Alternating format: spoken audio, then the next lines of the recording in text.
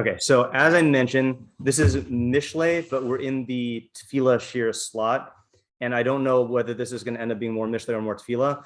So there's a weird pasuk that I've wanted to learn all year, and it's just a little bit of like methodology background. So this is in okay. There's several divisions of Mishlei. So there's 1 through 9, which is intro. Okay, then there's 10 through 24, chapters 10 through 24, which is what I call like regular Mishlei.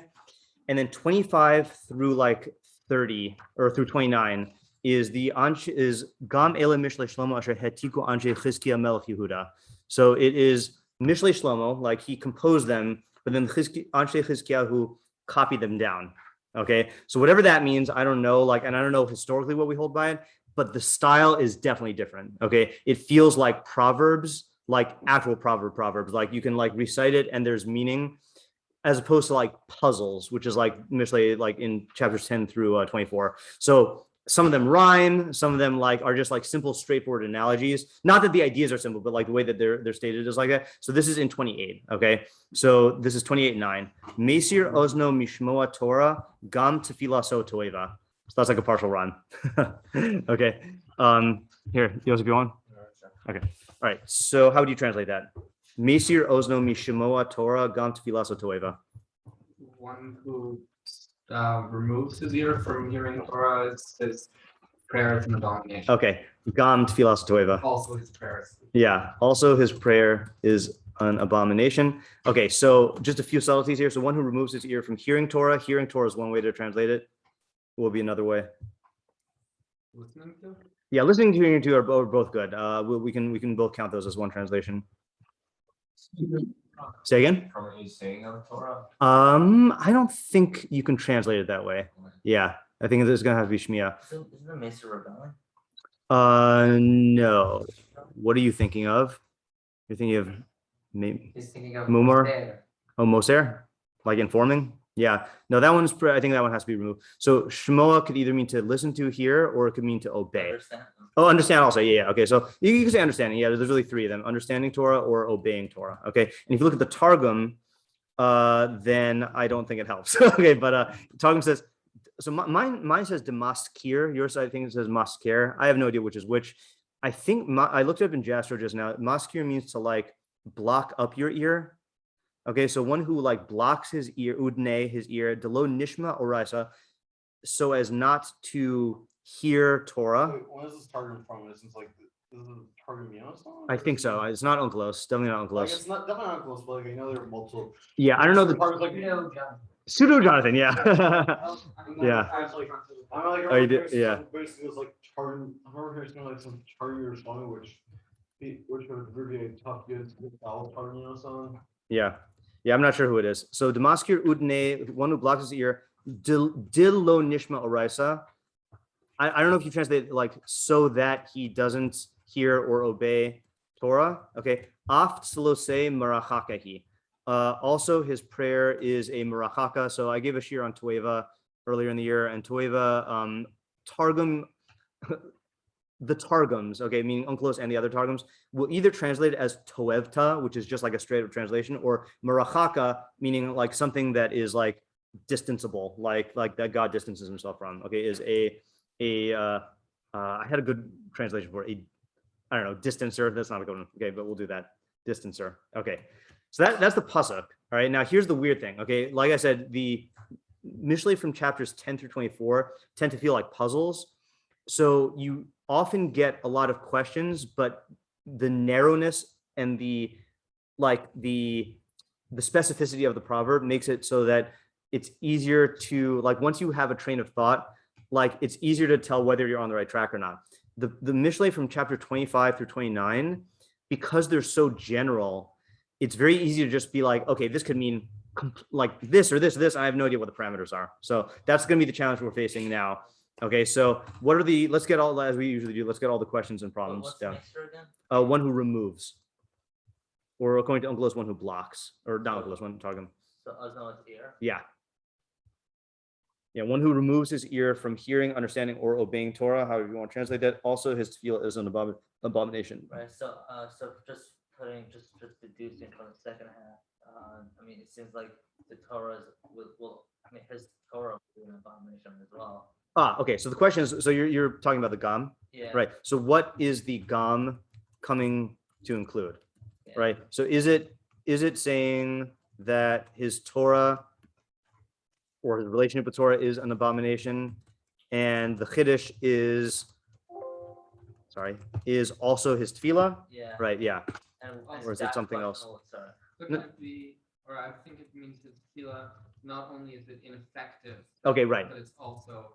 Or is the gam saying that not only is it ineffective, but it is also an abomination? And that just not to say that this is equated here, but let's say like I associate to the halacha of just because we were talking about drinking, just like the shasui. If you're shasui, if you've had alcohol to drink and you daven, it's usher, but your tefillah is a tefillah. But then if you're shikr and you drink, then your tefillah is a tueva. So like there is a distinction even in halacha of your tefillah being a tueva. Right. This is not a halachic statement. I mean, I don't think I've never heard of a thing like that. But yeah. And also like what's the difference between Torah and Tefilah? Like why would you think that Okay. Tefilah would be different? Okay, so let's just say what is What's the kind of- I'm gonna put it, yeah, what's the relationship between Torah, between why I just typed it between twice. Between Torah and Tefilah. Okay. Yeah. Why does one affect the other? Or why does Torah affect Tefilah? But yeah. Okay. What else? Think basic questions, because I think there are a lot of basic questions here. What is Torah? Yeah, what is Torah? Okay, and what are I mean, I think there's two basic approaches you could take, just in terms of like possibilities. Okay, one is mitzvos, right? Is it keeping Torah, or is it? a word for law? Okay, so I guess there's three things, right? Okay, so is it keeping Torah, or is it learning Torah, right? And the reason why I guess I'm saying like Or instruction as in earlier Mishlei. right, or okay, right, or instruction. Okay, right. Which Torah, right? Which Torah is it talking about? Torah Hashem or Torah Avicha? You know, What's the difference? Avicha is your father. You know, meaning like the pseudo father, the the Musar giving father, meaning like the person who's giving all the information to the son here, or all the instruction. Yeah. And what is Tefilah? And what is Tefilah? Right. Okay. Yeah. What is Tefilah? Yeah. Okay. What does it I mean, man, just elaborate on that. Just like there are, I mean, Tefilah on the one hand is a proper like activity of being mispalel lifnei Hashem, you know, whether oraisa or like, you know, Shemon Esrei, whatever. Or Tefilah could just be like bakashas rachamim or tachanut, you know. So like, how specific are we here? Yeah. What does it mean to remove your ear? Okay. And then what does it mean to remove your ear from hearing Torah, right? So obviously that's going to depend somewhat on how we define Torah here, but like, in other words, did you have specific possibilities in mind when you said that? Well, just to talk it out a little bit, like. Seems to be addressing an audience which is used to praying, but does not seem to keep halacha or. Okay, so one possibility is that the audience, like, in other words, is the audience one which just doesn't listen to Torah? Okay, or Masir could be that they did listen to it and then now they're removing it.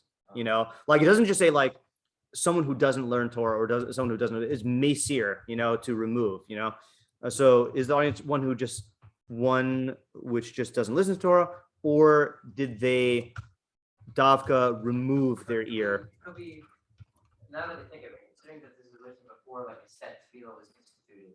Right. It could be addressing a specific type of person that sort of distances themselves from actual practice or from participating in Torah in a meaningful sense. But when Right. the time comes for, because there's no institute Tefilah. Right. They need to, then when they need to. Right, they need to, the like, Asara or something, yeah. Yeah, it's like they've already removed I their guess- ear from the Torah, so why should they? Right. That's a good point. Right, that's a good point. I guess Yeah, basically would say, I would be a dedicated person, like, I believe on Hashem, I really care what I use my Bama, which I've been using for generations and generations as per tradition, yeah. to pray to Hashem at my Bama. Yeah. So the good point, both in terms of the Tefilah and the Bama thing, is that this is before Shemona Esrei was instituted, before there was fixed Tefilah time. So presumably, if we are referring to an actual mitzvah tefillah, then this is either going to be daily tefillah if you hold like the Rambam that was a avodah shebelev, daily is a mitzvah, or it's tefillah be'es tzara, which is everyone's going to hold is a tefillah. Yeah. You remember, like in Parak Yud, we had a word, the Hebrew word, and we translated it as abandoned. And that pasuk had to do. I can look. We had like a similar question. Does abandon mean like he? Oh yeah, that's ringing a ignored bell. That, or he Right. accepted it and then he. That's ringing a bell. Abandoned. Yeah, that's similar to the question that I'm we're asking here. asking, Yeah. I'm not going to find it right now, but I do. It does sound familiar. So I was gonna ask like, so why not use the word abandoned? Right. I mean, Or I'm fine just asking what does Mesier mean. Hard to answer questions like why didn't he use this word as opposed to unless it's like a really weird No, word. I know Yeah. you don't like this stuff. Yeah. but, like, Yeah. Okay. Obviously, question was what does Toeva mean here? What's the relationship between Torah and Tefilah? Yeah, we did ask that. Yep. Yep. And then my overarching question, which is what led me here in the first place, is what is this doing in Mishlei? Okay. Mishlei does not typically talk about mitzvos that are bein amar l'makom. I don't think there's a single other pasuk in Mishlei that uses the word tefilah. I mean, I could check, but like it's just not a topic that Mishlei typically talks about. There are pasukim in Mishlei in the intro that talk about crying out to Hashem or like turning to Hashem, but not like tefilah is like I thought it's like a this Tehilim thing. definitely not been on the Not bein amar l'makom. Yeah. How is this bein amar l'chavero? No. Well, no. I'm sorry. It's not been on the Lachavero either. It just has to do with yourself. But tefilah is a mitzvah bein amar l'makom though. Yeah, depending on how you define tefilah. No? I think all definitions of tefilah are. No, but it's your own. Well, let me clarify. If there's only two divisions, bein amar l'makom and bein amar l'chavero, which is how most people divide the mitzvahs, then this is definitely bein amar l'makom. You're praying to God. I mean, I don't know who you pray to, but I pray to God, but Yeah. that wasn't like the purpose of my question. Like the purpose of my question was, it seems like, Mishlei in general is, to perfect you as a person Mhm. and put you on the right pathway of life. right. Right. I mean, this seems to be falling in line with that. But Toeva also relates to gods. It can, yeah, Does sure. Merachaka and. but that doesn't Right. necessarily mean it should not be in the Mishlei. Okay. Well, you don't have to be bothered by it. I am bothered by it just because Tehilim is the book that talks about tefilah and Mishlei doesn't, and it doesn't. Like other than this, I'm just checking. Yeah, in Mishlei, this interesting. So the term tefilah appears 3 places in Mishlei. So it is talked about elsewhere. I was wrong when I said this is the only one. It's fine. Both other places are in chapter 15, and they're next to each other. Okay, fine. Oh, it's funny because the other one talks about korbanos, which is also something that Mishlei typically is not going to talk about. All right, if we can't answer that question about why Mishlei doesn't talk about it, it's fine. But like that's what led me here. Maybe trying to make it into some sort of general rule, which from what you're saying sounds like it'd be much more thematic, but I don't know how that would work. Like Yeah. somebody that doesn't listen to law, I don't know, just like a general notion Yeah. of law and prayer, but I don't Right. know how. Yeah. So I that actually of the 3 interpretations of Torah, I think the one that fits most into Mishlei is Torah is law or instruction, right? I mean, like you said, like Torah is definitely used for like Torah Savicha, and It's occasionally used sometimes, yeah, like what you're saying. just- Right. yeah. So should we try that out? See if we can come up with something. Mhm. So Mesir Ozno Mishmo Torah. So one who removes his ear from listening to instruction, and just to give a little like shade of meaning to that, Mishleic instruction is what we're going to assume for now. But we could also say law, if you want to go with obey. Also, his tefilah is an abomination. So the Havmina here, this is a guy who thinks that his tefilah is not going to be that he could somehow remove his ear from hearing Torah, and his tefilah will not be an abomination, right? So let's add that question also. Okay, what is this guy's Hava Amina? Okay, why does he think he can remove his ear from? What is Merachaka? Slote is prayer. Yeah, merachaka just is from the word rachok, and it just means because like that's also what the word toeva, strictly speaking, means is that something that is abhorrent, like you distance yourself from. Okay, even as prayer is distance from God. Yeah. The memory just makes it. Okay. So then,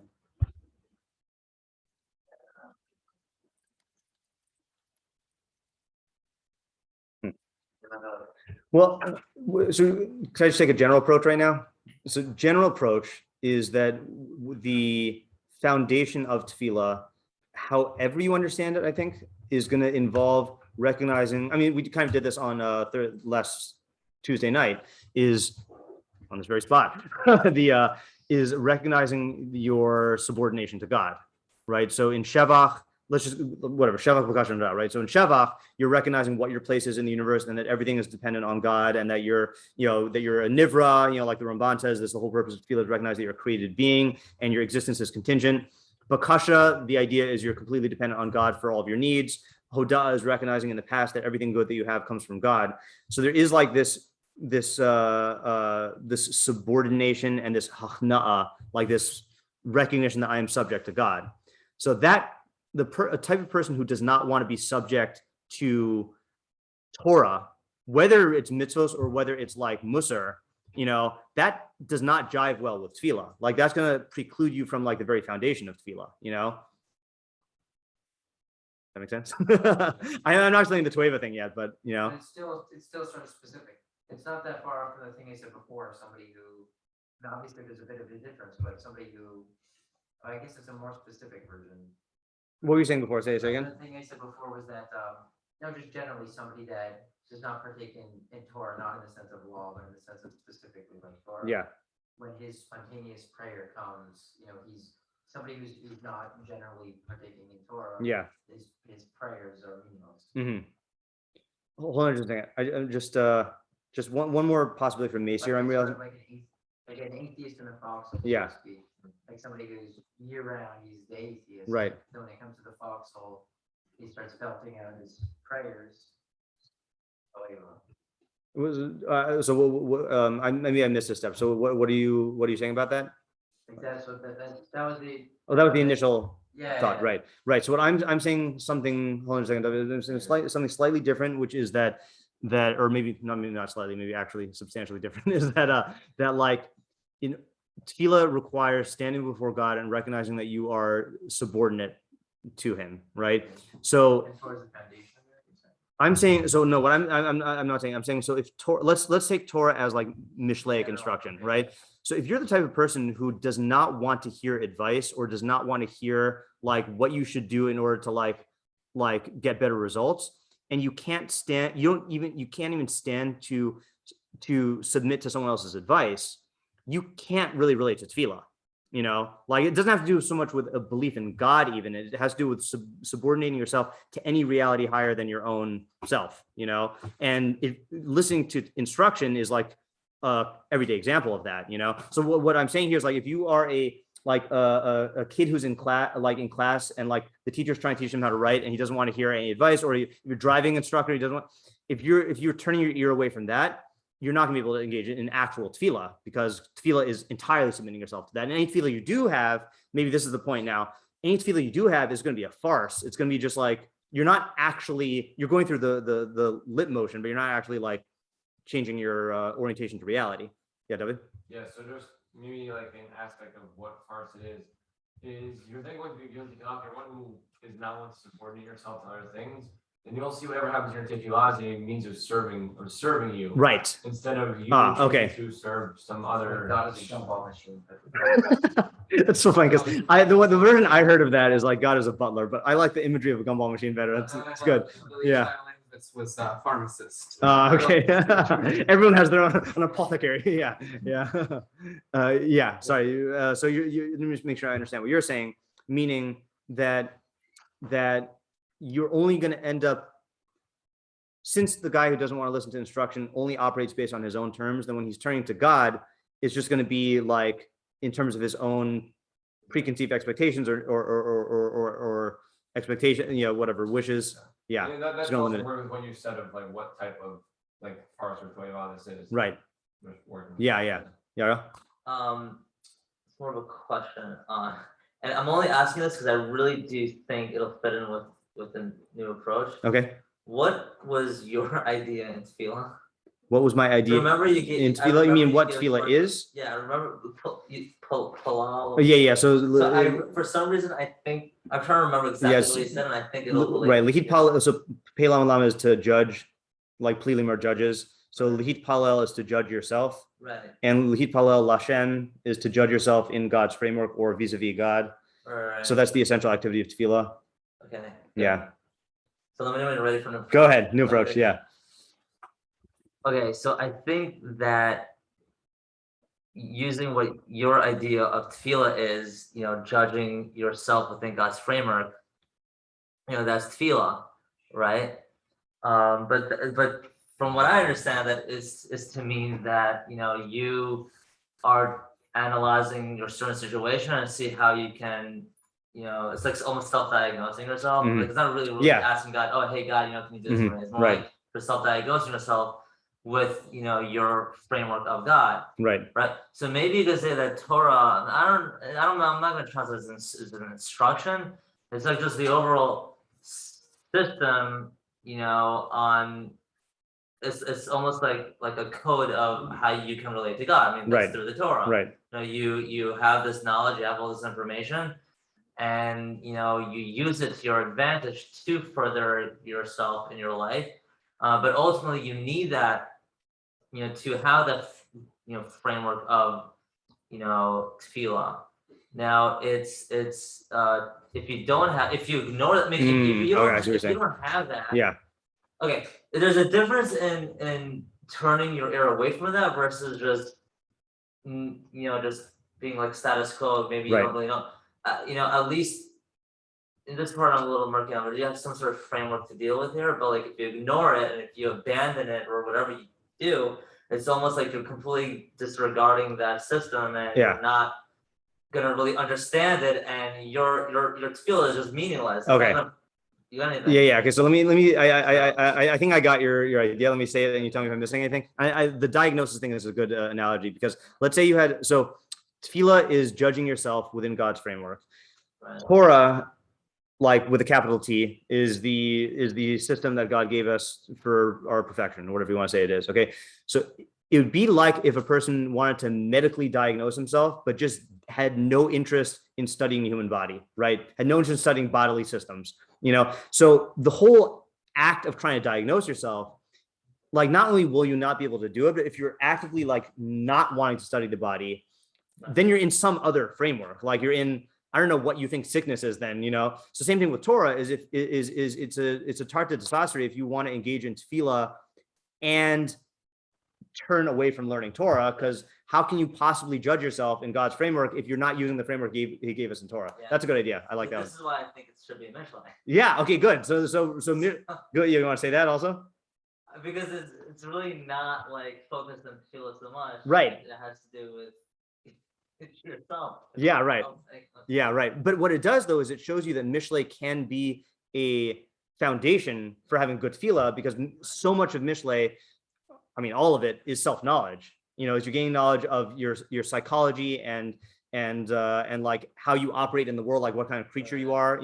So Mishlei helps you. See, I think we're going to come back to this no matter what idea we have of the pasuk, because even in my idea, the thing that this is doing in Mishlei is I think it is easy for a person to say, okay, Tefilah is about my relationship with God.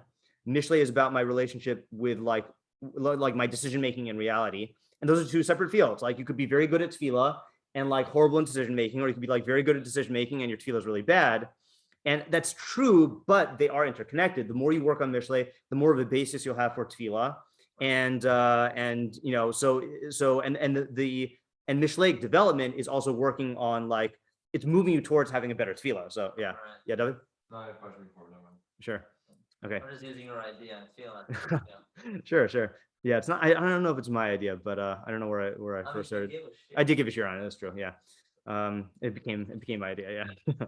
Okay. Should we look at Mefarshim now, just to see what they say? Okay. And by the way, because this is later on in Mishlei, there aren't as many Mefarshim, which is why this. Yeah. So Rabbeinu Yonah. Yeah, Meiri's there. Rabbeinu Yonah, I think we're missing on Mishlei after like chapter 24 or something like that, which is really tragic. I think he wrote it, but Did he die? I don't think he died. I have this myth that I made up in my mind that his secretary lost like the manuscripts, so I just blame this secretary, like blame the secretary. Yeah, right.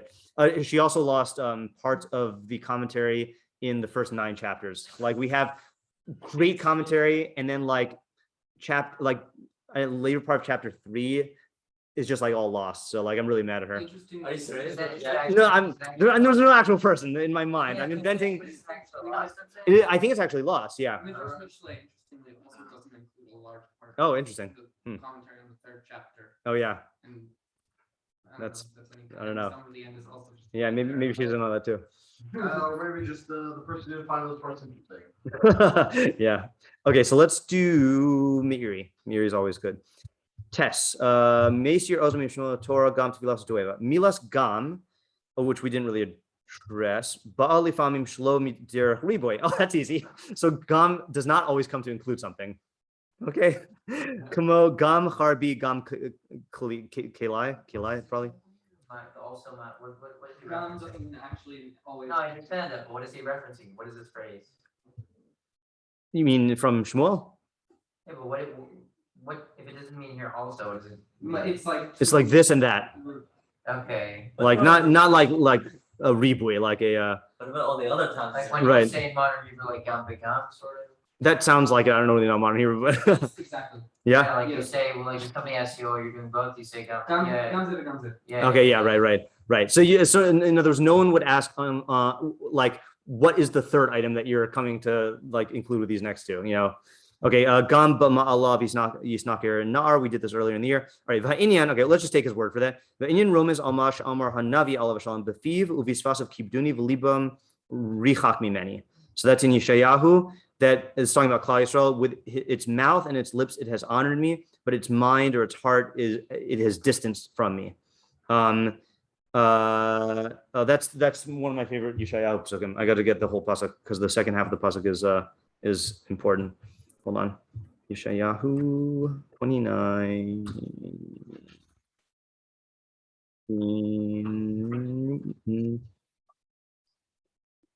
Yeah, V'yomer Adonai Ya'an ki nikash am hazeh b'fiv uvisvasav kibduni v'libo richach mimeni v'ati yirasam osim mitzvahs anashim melumada.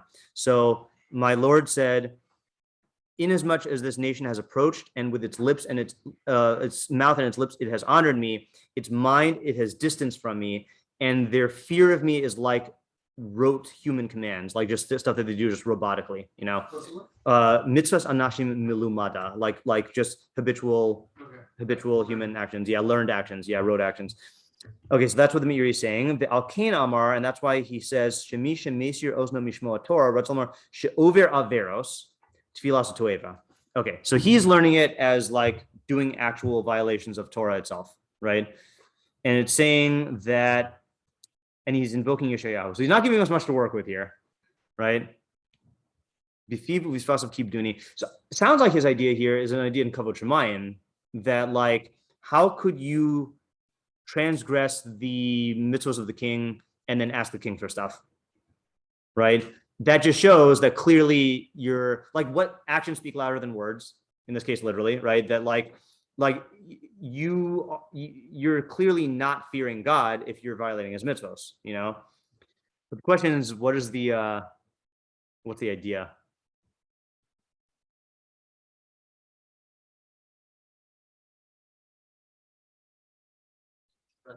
Can you explain a bit more? Yeah, so he quotes Yeshayahu saying that Klal Yisrael is honoring God with their mouth and lips, but they've distanced their heart from him. And he's taking that to mean that they're violating Averos, or our pasuk is about violating Averos. So he's saying basically, how can you, if you're doing Averos, how can you then turn to God in Tefilah? Of course, God's going to reject your Tefilah. Implication for, because pasuk there is not saying that they're not doing anything. I mean that. You tell me Yeshayahu? Sorry. Yeah. With Yeshayahu, it's not. I mean that what he's making it seem like is that the Yeshayahu psukim are anti. Like as if they're not doing anything at all. Right. But it seems like they were. It's just they weren't doing it genuinely. They weren't doing it. Seems also like they're creating their own framework and deciding on their own how to serve God, Mhm. which is not like a complete rejection of everything. It's just that they're not looking like from above, like up down, or looking like bottom up. Mhm. Like they're just deciding how they're going to. It's like when they feel like like serving God and they'll serve God, Mhm. but it's a way that's not pleasant to them, then and that itself is just gonna be an overall rejection of the whole system then. But he's thinking that would consequentially be a rejection of the whole system. Let Even me. if they're looking at it as, oh, we are still serving in some way, but if you're taking apart how to do it on your own, then Yeah, Like what are- cafeteria religions, then people it- call it. What, yeah, No, Chinese food. like just picking what you want. Yeah, yeah, right. Yeah. Yeah. What it reminds me of is it's always very fishy, or it was always very fishy as a high school teacher when like a student who is not typically interested in anything would come up and then just like compliment me on something. And I know that they're going to ask me for something, like it's like they're that they think basically like if I can demonstrate like admiration or loyalty or like kavod, so then like now I can get what I want. And that's not the same thing as like actually like, again, recognizing God as the objective source of all reality. That's basically like that's the gumball machine idea, Yeah. The idea like similar to what I was saying. Is the idea similar to what you're saying? Meaning they're violating Islam here. Yeah. They clearly have a terrible relationship with the Torah. Right, but you were saying that you don't have the framework in order to be able to engage in the act of tefilah. Like you were saying that the act of tefilah is intrinsically impossible if you're rejecting the framework of Torah. So let me have a second idea. Yeah. Just tweak. Okay, I grant you a second idea. Okay. I'm letting you. So like maybe the idea is like, you can still feel, in contradiction, even if you do have a framework, but by you not keeping or by you violating the Isurim, Yeah. you're still going to have some sort of inherent contradiction within yourself internally. Yeah. Okay. So just to give an example of this, like I'll give it. I don't know how far we can extend this example. Okay, but I'll just use this example. Let's say you have this thing like those. Were there two of them, or were there three of the tragedies involved? There's the Meron thing, and then there's another one in Israel. And then the Surfside, Florida. right, and then the Florida one is there's three, right? I think so. It would be like if I don't know what the particulars are in those cases, but like it would be like if a person was desperately like asking God to protect them from things like this, and at the same time not fulfilling the mitzvah of makeh and like not taking safety precautions. It's like if you really valued this, you would actually implement it as much as you can in your own life through God's mitzvos. Right. And then when you ask for protection or whatever, then like you are aligning yourself with those values. But if you're not aligning yourself with those values in your bechira and in your keeping the Torah, and then you're asking God for this stuff, like, or let's say like another area, let's say like in money, let's say your whole relationship with money is corrupt and like you steal and cheat and all this other stuff. And then you ask God for parnasa, like that's just not, it's at odds. You're completely at odds. There's some internal contradiction. So of course God, and it's not just God's not going to fulfill your tefilah, it's that it's an abominable tefilah because it's hypocrisy, Yeah. All right, that's good. That's a good second idea. Yeah. Let's read the Derech Nister with me. Right? I'm curious about this one. Okay, with Derech Nister, Hashmiya ne'emeres al ha-Kabbalah. Okay, so Shmiya here could be a reference to accepting tradition. I think he's using Kabbalah like that. Footnote is Rav Aleph Hey, so Okay. one of the earlier episodes. Right. Yeah, that would be Yisma Chacham v'Yosef Lekach. So the Chacham like listening and taking teaching. Someone who removes his ear from the received traditional teachings in the Torah, his heart is not on tefilah. Because tefilah is also one of the foundations of Torah. If so, his tefilah will also be a toeva. So it sounds like he's saying basically like if you don't, so okay, and I know this from the Meiri elsewhere. So the Meiri is big on this thing that they're like certain ideas in Torah that you can prove. In fact, he says this in, do I have my other Mishlei here? No. He says this in Pesi Yamin L'chol Davar, which I feel like we quoted recently. Pesi, naive simpleton believes everything.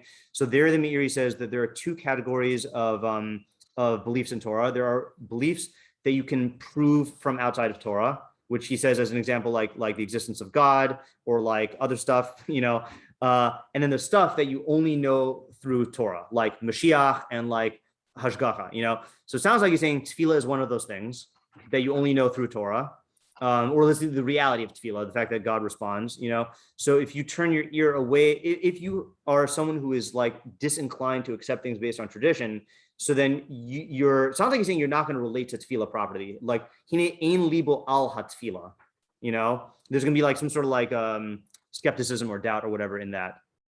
So that's interesting. And then let's just read this other one, then we could work on either of them. O Ramas b'Torah hadvarim hayunim, or Torah means not the received things, but the opposite things, the things that you can prove through philosophy. Utfilaso tueva mitzad yachasu hatoare melav.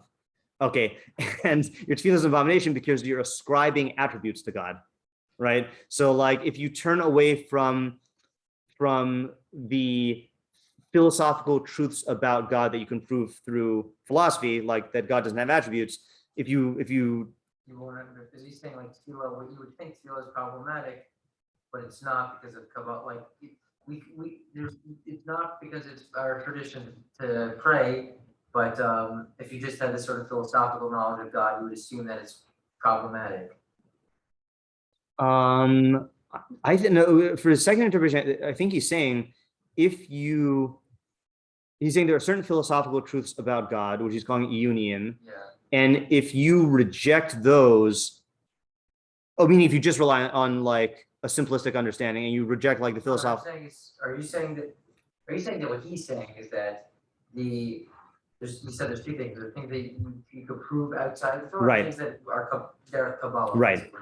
So if you just have the things that you could prove outside of Torah, then you won't be able to understand Tefilah. You won't relate to Tefilah correctly. Will appear to you as philosophically problematic. Right, exactly. That's his first interpretation, right? And his second interpretation is Torah is specifically. It sounded like he was saying it's all Devarim Union, but now it sounds like he's saying like the first chelik of the Mor Nevuchim, right? Like stuff dealing with divine attributes. And if you and the Torah. And philosophy rejects divine attributes. So if you turn away from the rejection of divine attributes, your tefillah is an abomination because now you're davening to a being who has attributes who's not God. But it's funny how like he gives these two options that are opposites for Torah. Either Torah is dafka the stuff that you're getting through tradition, or it's dafka this one little branch of, or not little, this branch of philosophy, of metaphysics. Why are these nistar? I think because it's not dealing with actually, usually his nistar is stuff that's not dealing with practical decision making and material success. So I see why these are nistar. I don't see why his first interpretation is also not nistar. I mean, I guess he's including that in the nigla. Maybe he's including the nigla because it's about like how to. I don't know. Yeah, I have no problem saying that this is nistar though, because it's either going to be about the way your soul relates to Tefilah or the way that you relate to God. And those are like nistar areas. So he doesn't mean like nistar is not the simple understanding of the pasuk. No, his nistar is just applying Mishlei to success of the soul as opposed to success of like material stuff. Okay. Yeah, that's typically it. Yeah. So the questions remaining here would be, what exactly does this got like? I feel like that first category is a common problem, right? Is that people who are who tend to be overly like rationalistic or reliant on philosophy do have a certain like skepticism or like whatever, or like non-prioritization of stuff like Tefilah, Well, it makes sense also specific to this audience, like especially like Rishonim, like I don't know, like they're very, very scared of like this Greek idea of like God is like this very human thing. They want to distance themselves very much from an anthropomorphized God that you can relate to, and you could pray, you can pray to a conventional, that you could change their mind, and you can, I don't know, like this very human creature. So like philosophically, the idea, if you have the conception of God that, I don't know, I imagine Meiri's, I don't know. He's very Maimonidean. Yeah. Obviously, everybody, I don't know. Different shades. Enough of the, In like, I'm sure he differs in some minute aspects. Right. So, but presumably, under the Meiri's understanding of how Hashem works, Tefilah is sort of a fairly, problematic, if we're operating under a Hashem that you can't change his mind, that he's completely, not human in any sense of the can't know him. Then the idea that I'm gonna pray to this thing that is very philosophically problematic. Right. So it makes sense what he's saying, that it's really only this idea that you can understand. through Right. Derek Tavolo. Right. Yeah. So that's just, I feel like that's a very, and we're not going to answer this tonight, but I feel like that's a very practical question though, because that is where we're at. Like, so what are we supposed to do? And I mean, this is kind of like what I'm working on in Tehilim the whole time of like, what do you do when you have this recognition of God not changing and not having, characteristics and stuff. And intellectually, I can explain all of that and I can explain Tefilah, but like, what do you do with the feelings about of your label is not all hot Tefilah, Yeah. It's funny because it seems to be in some way like a little bit of a flip where we're saying there's like a problem in your Limud Torah, and that's going to cause a problem in Tefilah. Here it seems like there's a problem in Tefilah, which is going to cause a problem in your Torah and like what way that you're thinking about just general ideas aside from Tefilah itself. Well, it is true that he is saying Mesir Ozno Mishma Torah means that you do have a problem in terms of accepting things based on tradition, right? That's what he's saying. And then that's going to affect your Tefilah. So you are right that the problems are bigger than just like when you first read the pasuk, it sounds like the main problem it's emphasizing is Tefilah, but really you've got problems in your Torah also, right? Yeah. Okay, interesting. So I think there's still stuff to think about, but I feel like we got some good ideas here. So let's just quickly round up the ideas that we had. Okay, so we had my idea of the basis of Tefilah requires a certain hachna and recognizing your subordination to God. And if you're not listening to instruction, whether that be the instruction of Torah with a capital T or like your father's instruction or whatever it is, or Shlomo's instruction, you are lacking the midah that is the basis of Tefilah. So that was my idea. Then you had your first idea, which was if Torah is a regimen for human perfection that God gave you, and Tefilah is a process of like examining yourself in light of that regimen, and you ignore the regimen, then you can't do Tefilah by definition. Okay. Then we have the Meiri's idea of the doing averos and asking stuff of God, which I think your explanation was good, that there's like a hypocrisy in terms of the values. Okay. And then we have these two Derech Nisser interpretations, which still need to be worked out. Yeah. Okay, good. I think that was fruitful. That's a good stuff to think I about. don't really follow the Derek Nisser thing. Yeah. It's I mean, the shot, or because we didn't get ideas. First shot is if you have a guy who has a hard time accepting things just based on tradition, meaning he'll say, oh, if you can prove it to me, I'll accept it. But if it's just in the Masorah, I'm not going to accept it. So he's going to have a hard time relating to Tefilah, because Tefilah we only know works because of tradition. You can't prove philosophically that Tefilah works.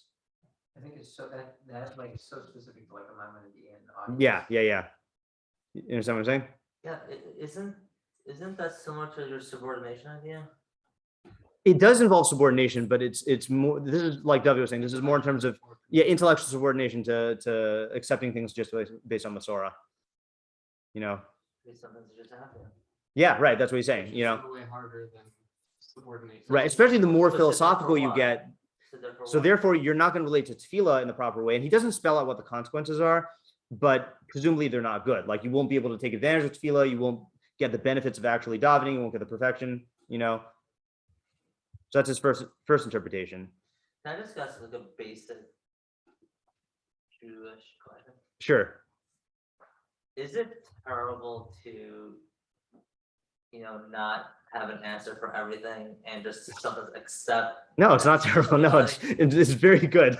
Right. Yeah. Like, Forcing answers is bad. Yeah. So to me, it seems like, like there is a benefit of some, of just accepting the Masorah, even if you can't. Yeah, 100%. That's why we have the Masorah is like, is. So for someone to have this, rational or irrational. Right. It's really, idea of thinking that they have to know what the source is, therefore I'm not going to keep it. That in itself is like a contradiction to what, Exactly. I mean, that there is a pasuk in Mishlei that says that, I don't know the order. Can I get the Tefilah? What was it? Can I get to the Tefilah part? Yeah, sure. Right. So in terms of the Tefilah, maybe you could say that like, look, you thinking that you have to have an answer for everything is just false, which is not true. Yeah. So to by Tefilah, you just have to sometimes subdue yourself within Tefilah in order to have the best tool you can have. But Right. if we just won't be able to have that, Right. we are lacking that original. Yeah, and I think it is a kiyum in Tefilah because you are actually being humble and accepting your limitations. That Yeah. like I don't know how this works, but I accept Torah, and this is taught in Torah, and like that's where I'm at. There's a pasuk in A Mishlei. little bit of a contradiction though with Yedias Hashem and the importance of it too, like just accept something purely based. I don't think so. If you're doing it based on accepting it through Torah, you know, meaning That's if, one of their, that's, I don't know what you're referencing specifically, but I mean, most of the, like we've shown them in terms of like how they determine what something is true, they use it for like both of Sadiq and I think Harambam also, Mm. like a tradition is they consider it as a valid. right, meaning because the basis of accepting Torah Sinai is rational, then if you establish that something is taught in Torah. Tradition is rational too. Right. Because the contents are vouched for, you know. Now you have to understand what it is that you're accepting. Like if someone said like, I accept, I don't know, like XYZ, and I just can't define it. I don't know what it is. Like, then that's just absurd. And But therefore he rejects it. well, that would be absurd in a Right. different So that's- direction. yeah, Yeah. So can that be a possible explanation? Yeah. Meaning that you have to have the intellectual subordination to be able to engage in Tefilah, and if you have some sort of like squeamishness about that, then like that's gonna mess up your Tefilah. You know, Yeah. Maybe that is close to what I was saying earlier about the subordination thing. Yeah, that's what you're thinking. Yeah.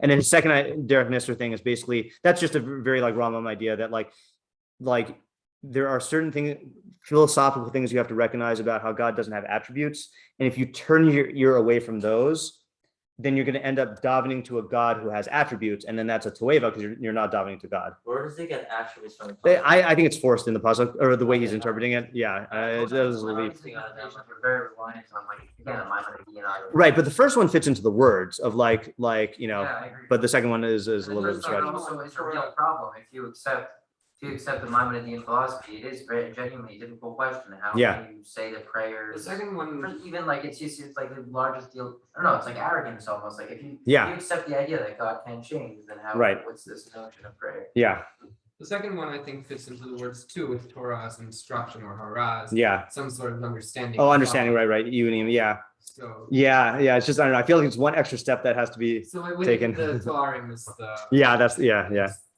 All right. Sorry, Ian. That's Sorry, good. I